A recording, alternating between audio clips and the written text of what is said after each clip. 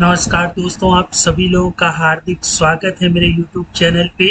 दोस्तों, ये Python database programming का पार्ट 5 है और आज के ट्यूटोरियल में हम लोग ये अंडरस्टैंड करेंगे कि हम लोग अपनी एंट्री बॉक्स में कोई भी चीज़ लिखें, उसके बाद सेव पर जैसे ही क्लिक करें तो ये डेटाबेस की टेबल में जा कर के सेव हो जाए। अभी तक हम लोगों ने फॉर्म बनाना, फॉर्म में मेन्यू लगाना और मेन्यू जब क्रिएट पे क्लिक किया तो ये जो हमारे टेक्स्ट बॉक्स है, एंट्री बॉक्स है और बटन है वो शो होने लगे और जैसे ही एस्केप की प्रेस करें तो ये इनविजिबल हो जाए, है ना। और जब सेव बटन पर क्लिक करें तो ये डेटाबेस की टेबल में जा कर के सेव हो जाए। तो इसके विषय में आज हम लोग स्टडी करेंगे, ठीक है।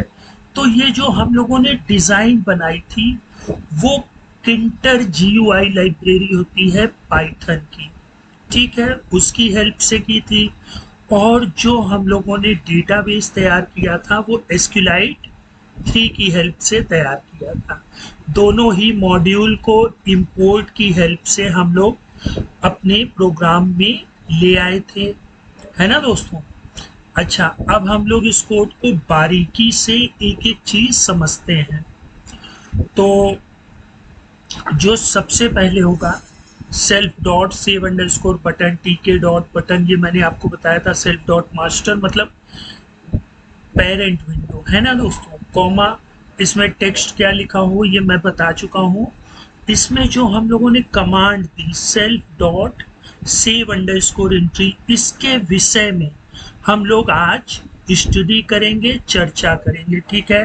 फिर इसको ग्रिड से हम लोगों ने यहाँ पे उठा करके रख दिया था कि किस रो पर और किस कॉलम पर, ठीक है। तो आज हम लोग इस कमांड के विषय में चर्चा करते हैं कि जब इस पे क्लिक हो तो ये क्या करें, है ना दोस्तों। तो सबसे पहले हम लोग डिफाइन फंक्शन करेंगे। बटन पर कोई भी एक्शन परफॉर्म होना है तो हम लोग डेफ की हेल्प से उसको डिफाइन करते हैं, ठीक है। डेफ और फिर फंक्शन का नाम जो हम लोगों ने कमांड बटन में दिया था। तो दोस्तों, ये फर्स्ट पॉइंट आप लोगों को अंडरस्टैंड हो गया होगा। अब हम लोग सेकंड पॉइंट की तरफ बढ़ते हैं। देखिए, यहाँ पर जो टेक्स्ट लिखेंगे हम लोग, ठीक है, तो इस एंट्री बॉक्स का नाम हम लोगों ने क्या रखा था, सेल्फ डॉट एंट्री, ठीक है। और इसको डॉट गेट करा लेंगे और इसको मान लेंगे इंटर्ड अंडरस्कोर टेक्स्ट पे। जैसे हम लोग एल्जेब्रा में x = 5 मानते थे, वैसे ही हम लोग सेल्फ डॉट एंट्रीज को कहेंगे डॉट गेट। मतलब कोई यूजर इसमें कोई भी चीज फिल करेगा तो हम उसको ये मानेंगे, ठीक है। तो हमारा जो सेकेंड लाइन ऐड होने पे कोड क्या हो जाएगा कि डेफ फंक्शन का नाम, है ना, और दूसरा इंटर्ड अंडरस्कोर टेक्स्ट। आप यहाँ x भी ले सकते हैं, y भी ले सकते हैं, तो वेरिएबल्स हैं, ठीक है दोस्तों। और इज इक्वल टू जो हमने self dot entry dot gate रखा वो क्या करेगा, यहाँ पे लिखे हुए टेक्स्ट को अपने अंदर कंसीडर कर लेगा। जैसे मैं यहाँ मोहन लिखता हूँ तो इंटर्ड अंडरस्कोर टेक्स्ट क्या हो जाएगा, मोहन। फिर सेव कर देंगे, फिर रवि लिखेंगे तो इंटर्ड अंडरस्कोर टेक्स्ट क्या हो जाएगा, रवि, ठीक है। अब हम लोग इसके थर्ड पॉइंट पर चर्चा करेंगे। Check if the entered text is not empty, ठीक है। तो इफ इंटर्ड अंडरस्कोर टेक्स्ट, ठीक है, ये कंडीशन चेक करती है कि भैया ये एम्प्टी तो है नहीं। अगर एम्प्टी है और हम क्लिक कर रहे हैं तो क्या फायदा भाई, जब कुछ लिख दें वहां पर तब हम लोग इस पर सेव बटन पर क्लिक करें तो ये ज़्यादा बेटर परफॉर्मेंस देता है। तो 3 लाइनें हो गई।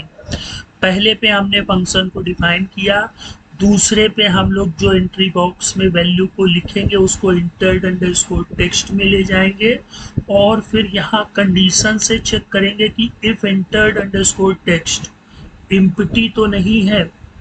फिर इसके बाद हम लोग query the database to check if the text already exist. अब दूसरी कंडीशन भी चेक कर लेंगे कि कहीं वो डेटाबेस पता लगा रवि हमने सेव किया, फिर दोबारा रवि नाम से सेव हो रहा है, तो इसको चेक करने के लिए self dot cursor dot execute, ठीक है। सेलेक्ट काउंट एस्ट्रिक मतलब पूरे से ये काउंट करेगा from entries where text is equal to enter dot text. अब इंटर डॉट टेक्स्ट क्या है, जो हमने यहाँ लिखा था। एस्ट्रिक मतलब पूरे में ये इसको सर्च करेगा, और count is equal to self dot cursor dot function 0। जब इसको 0 मिलेगा मतलब वो नहीं होगा, है ना दोस्तों, मतलब रवि नहीं होगा। और अगर रवि एक बार बना होगा तो वहां पर उसके उतनी बार ऑक्यूरेंस यहाँ पर शो हो जाएगी। तो ये पूरा कोड है दोस्तों। पहले हमने फंक्शन को डिफाइन किया, फिर दूसरे में जो हम लोग यहाँ पर राइट करेंगे उसको इंटर्ड अंडरस्कोर टेक्स्ट के बराबर मान लेंगे। फिर इफ इंटर्ड अंडरस्कोर टेक्स्ट, ठीक है, ये कंडीशन को चेक करेगा कहीं कोई टेक्स्ट इम्प्टी तो नहीं है। और फिर self dot cursor dot execute, ठीक है। Select count from entries, from entries क्या है, हमारी टेबल का नाम है वेयर टेक्स्ट। इंटर टेक्स्ट को काउंट करेगा और फेच कर लेगा, ठीक है। अब हम लोग चौथी चीज के, ओ दोस्तों यहाँ गलती से 5वां लिख गया है, ठीक है। If count is equal to 0, अगर वो काउंट 0 होगा मतलब डुप्लीकेट नहीं होगा, तो self dot cursor dot execute insert. अब देखिए दोस्तों, आप लोग एसक्यूएल का मतलब समझिए।